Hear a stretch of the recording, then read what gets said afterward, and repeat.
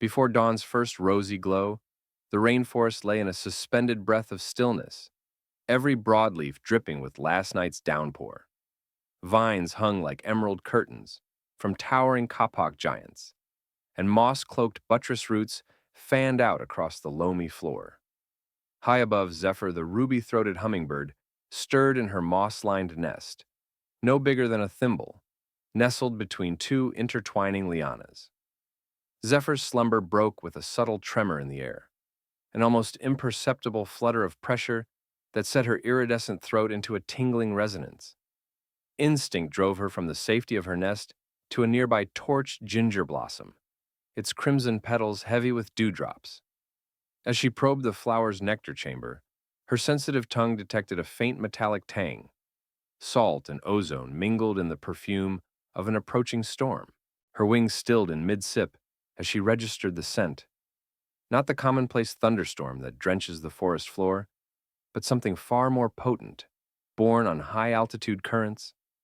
Darting upward in a blur of jewel-bright feathers, Zephyr ascended through the tiers of foliage, each beat of her wings slicing through humid air. Below, the jungle's usual dawn chorus, toucans, howler monkeys, cicadas, remained oblivious. Reaching the spindly crown of the oldest silk cotton tree, she perched on a trembling branch 5 stories above the ground. There, the sky beyond the canopy was a roiling tide of deepest charcoal. The clouds stacked in turbulent battalions. In the distance, jagged forks of violet lightning pulsed beneath the dark wall of vapor, each flash followed by a rumble that vibrated through the tree trunks like the drumbeat of an angry god. Zephyr's tiny heart hammered as the wind shifted again, carrying the first heavy droplets of acid rain mixed with salt, a storm unlike any seen in living memory. She sounded a strident, urgent zeet that echoed faintly against the nearest leaves. It was the ancient alarm of her species, a warning so grave that even creatures 100 times her size might heed its clarion call. With that single note, Zephyr summoned her courage and set in motion a chain of signals that would rally the entire forest in the greatest evacuation of 2025. Zephyr's urgent zeet cut through the pre-dawn hush like a clarion call. She darted from her perch and streaked toward the nearest gathering of toucans, their scarlet throat pouches deflating in surprise as her high-pitched note shook loose slumber. Startled, a pair of keel-billed toucans took wing, their rainbow bills flashing as they called their chicks to shelter beneath a giant heliconia leaf. Zephyr zipped onward, weaving between dangling strangler figs and vine-tangled kapok buttresses. Each rapid wing beat sent tremors through the suspended droplet chains of bromeliads, dislodging a spray of water that fell like staccato applause. Below, leafcutter ants froze mid-march, their serried columns breaking as workers raised their antennae to the charged air.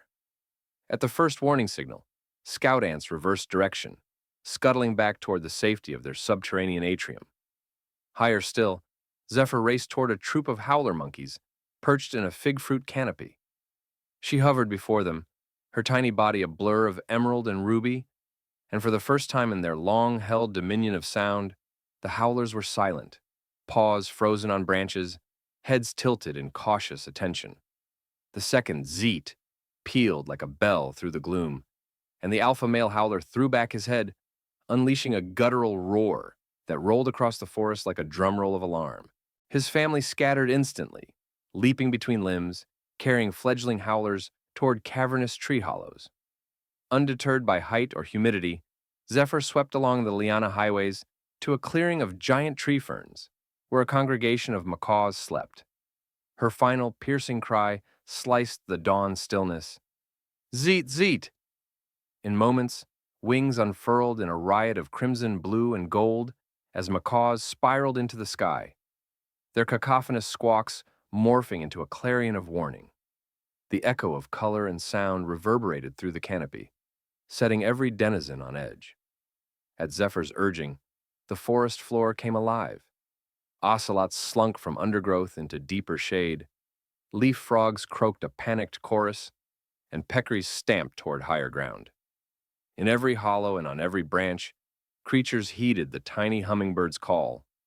Zephyr paused on a lichen-clad bough, wings still vibrating with tension, and surveyed the awakening jungle. The storm's first lightning fork split the sky in the east, and the thunder that followed shook the canopy's highest leaves.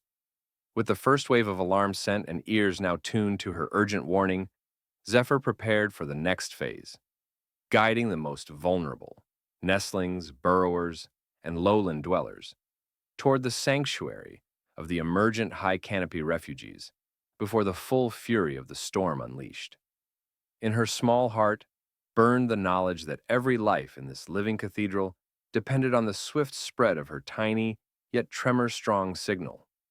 With the forest floor pulsating in readiness, Zephyr darted upward along a living staircase of vines and emergent roots, ascending toward the high canopy refuges she knew from years of foraging flights. Her heart throbbed with urgency as each beat echoed the gathering thunder beyond the treetops. First, she reached the buttress arms of a towering kapok tree, whose massive roots spiraled skyward like natural ramps. Perched on a broad root shelf 50 feet above the forest floor, she began her visual survey. Below her, panicked peccaries and ocelots scurried for shelter. Above, a congregation of parrot fledglings clung to stray branches, too young to navigate the storm's winds. Zephyr hovered before them, wings ablur, and delivered a rapid zeet, zeet, zeet rhythm that matched her heartbeat. The fledglings stiffened, then grouped tightly together as their parents descended from adjacent branches, guiding them toward the kapok's stout upper limbs, where horizontal boughs formed a natural nest platform. Next, Zephyr zipped to a cluster of strangler figs draped over a fallen silk cotton.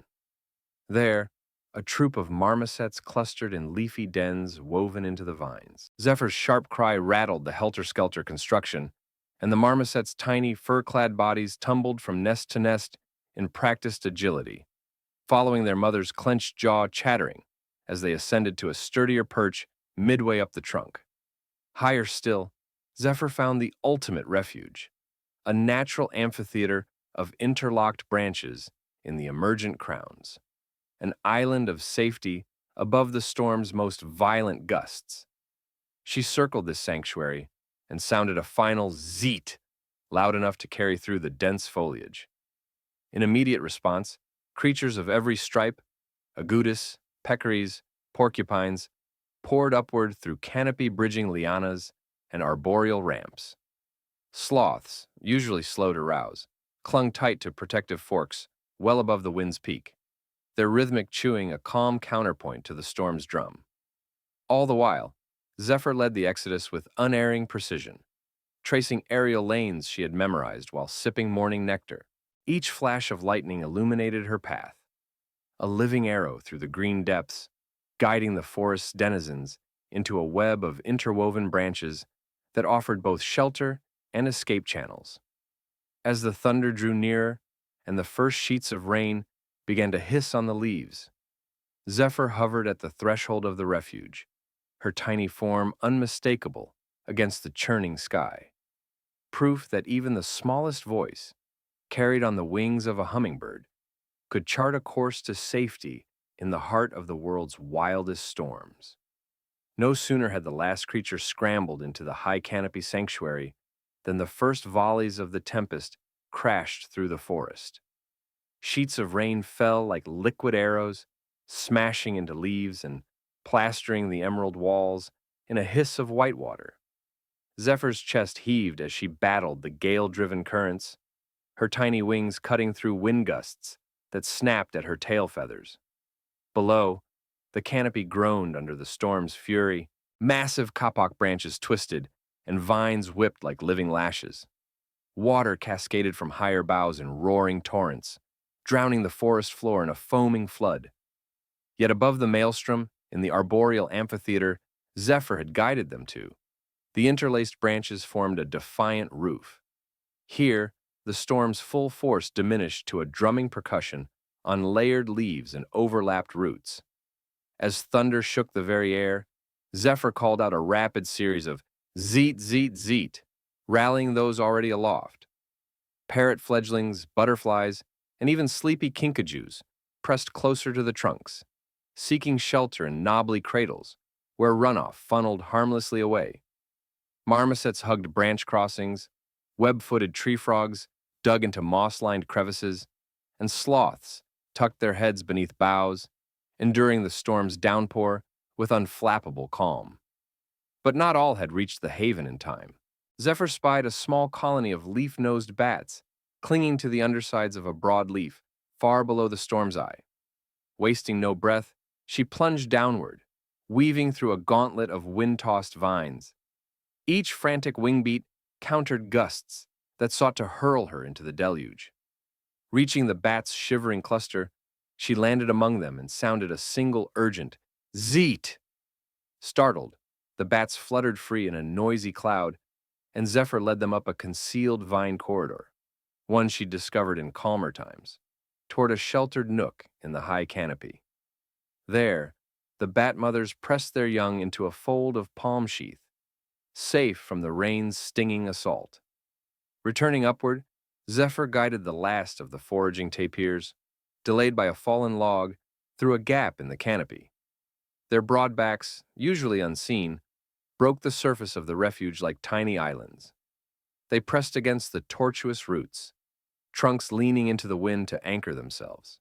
As the storm reached its zenith, lightning flickering like a strobe light through the drenched eaves, every creature Zephyr had summoned huddled in relative calm above the tempest.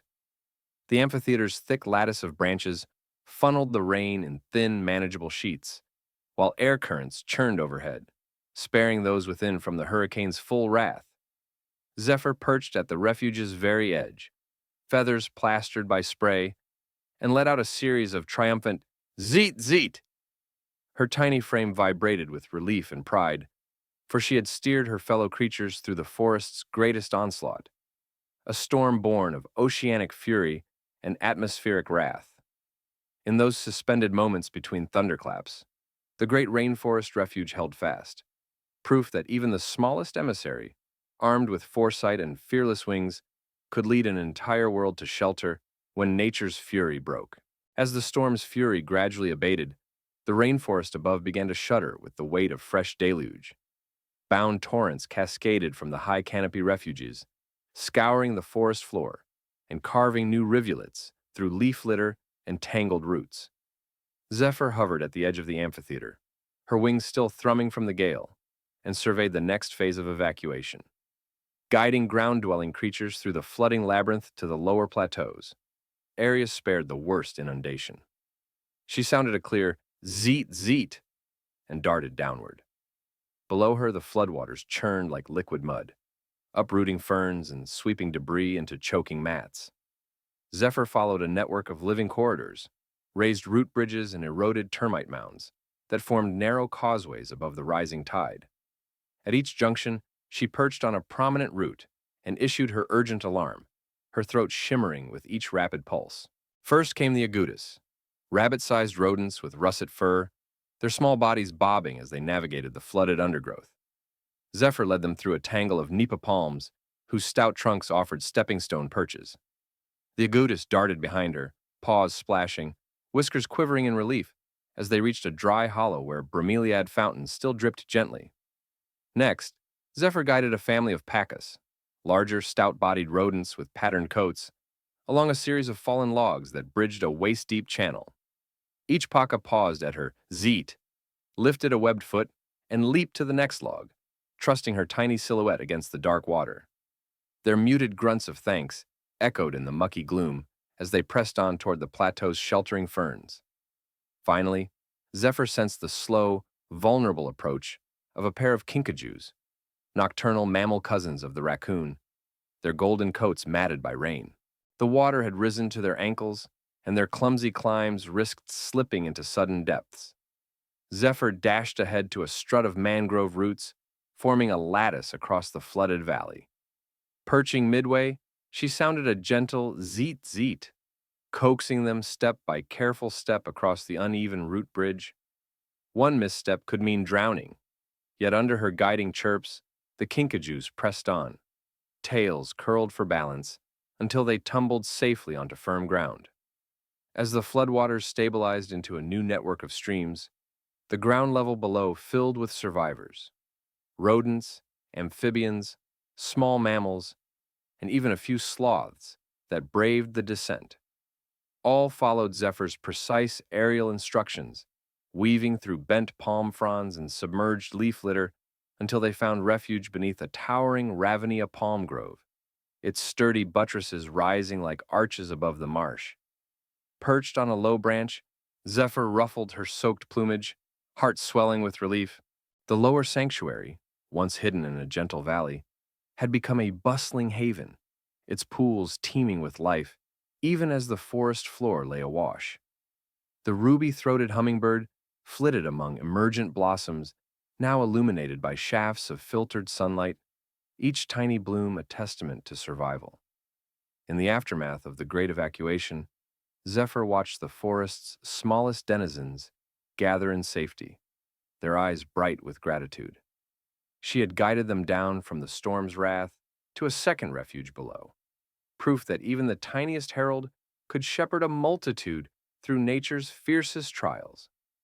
And as the rain finally ceased overhead, the rainforest exhaled in unison, its heart beating anew with the promise of renewal.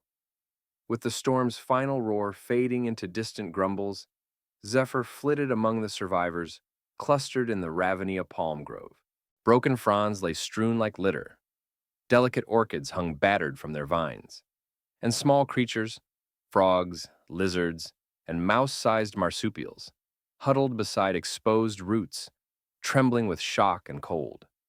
The Great Evacuation had saved their lives, but the forest now needed healing. Zephyr alighted on a low, water-smoothed root beside a trembling tree frog, whose leg was caught in a tangle of fallen vines. With gentle zeet-zeet murmurs, she coaxed the frog to relax its grip. Then, using her slender bill like a needle, she teased away the harsh vine strands until the frog's foot lay free. The creature blinked in gratitude and hopped into a shallow pool, its leg already gaining warmth from the sunlit water. Nearby, a pair of agouti kits whimpered beside their mother, frightened by the loss of their burrow beneath the fallen palm. Zephyr darted to a cluster of fallen leaves and berries, gathering them in a small cache. She led the family to a sheltered hollow beneath an upturned palm root and arranged her leaf-litter trove as bedding. The mother agouti nosed the offering with a grateful squeak, and the kits nestled into the soft pile, eyes closing as comfort returned. Zephyr's ceaseless wings carried her to the grove's outer edges, where a shattered bromeliad held the world's last sip of standing water. A troop of marmosets, newly orphaned by toppled canopy, clustered around its fractured tank. Zephyr buzzed overhead and flicked droplets from her beak into waiting mouths. Each drop measured so no creature went thirsty. Then, she guided the young primates to deeper pools in the grove's shaded heart, where water lilies formed floating rafts they could cling to in the rising current. As midday light filtered through ragged canopy holes, Zephyr paused on a broken cattail stalk to survey her work. Survivors foraged in the underbrush, rescued fledglings practiced fluttering amid sturdy palms, and amphibians sang their return to life in the hush of dripping leaves. Yet the forest bore scars, downed giants, pooled currents, and displaced nests. Zephyr ruffled her damp feathers and let out a clear zeet, zeet, zeet, a call that summoned the forest's builders. Leaf-cutter ants with their regimented columns, termites to recycle fallen wood, and seed-gathering rodents to sow new growth. In that moment, the Ravinia Grove stirred with collaborative purpose. Columns of leaf-cutter ants marched toward broken branches, carrying filched foliage to nourish their fungus farms. Termites streamed from hidden mounds to chew debris into friable compost. Agoutis and pacas nosed seeds into soft ground, planting tomorrow's forest in the wake of devastation. Zephyr fluttered above this burgeoning enterprise, her chest swelling with quiet pride. The Great Evacuation had been only the first step. The true measure of survival lay in rebuilding the green cathedral itself. And as the forest's tiny architects set to work beneath the healing light, Zephyr knew that together they would restore the rainbow of life, to dance again among the leaves, long after the storm's scars had faded. As the first rays of sunlight pierced the canopy's healing green, the rainforest exhaled in a chorus of life reclaimed. Zephyr perched atop a newly sprouted bromeliad, its fresh leaves unfurling in dew-tipped splendor, and surveyed the thriving grove she had saved. The Ravinia palms stood tall once more, their swollen trunks ringed with new growth, while orchids bobbed gently on restored vines, flaunting petals bright enough to rival the dawn. Below her, leafcutter ants carved intricate patterns through soft earth, ferrying severed foliage to their fungus gardens. Termites scuttled under fallen logs, their labors turning rot into fertile soil. Young agoutis and pacas frolicked among sunlit clearings, sowing seeds in their playful tumbles. Flocks of parakeets wheeled overhead, their chirps a jubilant symphony, echoing the forest's heartbeat. Yet Zephyr's work was not done. She dipped into a jewel-toned heliconia bloom and sipped its nectar, then darted to a slender vine knotted with the last of the storm-stripped flowers. With careful nips of her fine bill, she transferred pollen to stout kapok blossoms, ensuring every petal would bear the fruit of tomorrow's canopy. Each deliberate flick of her wings scattered seeds from wind-sheared berries into leaf mold, planting hope in every corner. At the heart of the grove, Zephyr led a procession of parrots, capuchins, and even a cautious tapir mother to a shallow pool refreshed by subterranean springs. There, she sounded her clear zeet zeet, not of alarm now, but of celebration, an avian herald's salute to a world reborn. The assembled creatures bowed their heads in gratitude as amphibians leapt into reflecting water, and dragonflies skimmed its surface in glittering arcs.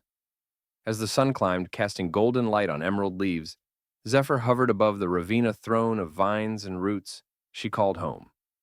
Her tiny form, feathered prism in the dappled glow, embodied the resilient spirit of the rainforest. And though storms would come again, the hummingbird's legacy of vigilance, compassion, and renewal would echo through the canopy for generations, proof that even the smallest guardian can lead an entire world back to life.